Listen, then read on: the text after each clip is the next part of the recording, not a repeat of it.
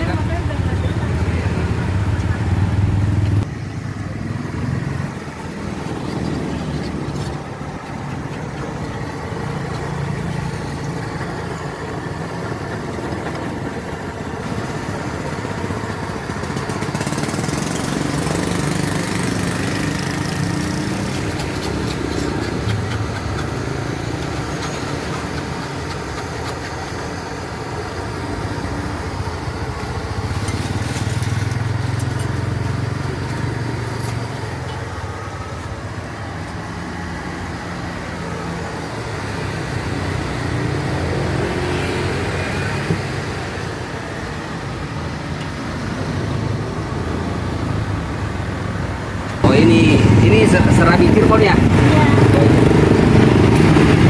Ayo guys, kita cicipin serabi Cirebon, pinggir jalan Sindang, depan pasar Sindang.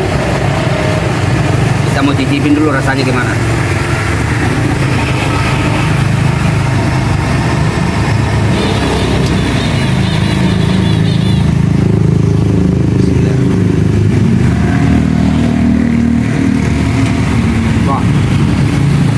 Enak guys, gurih, manis.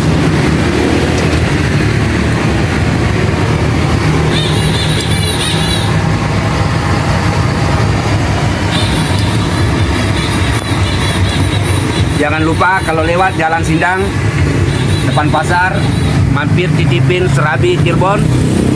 Enak, murah, lezat.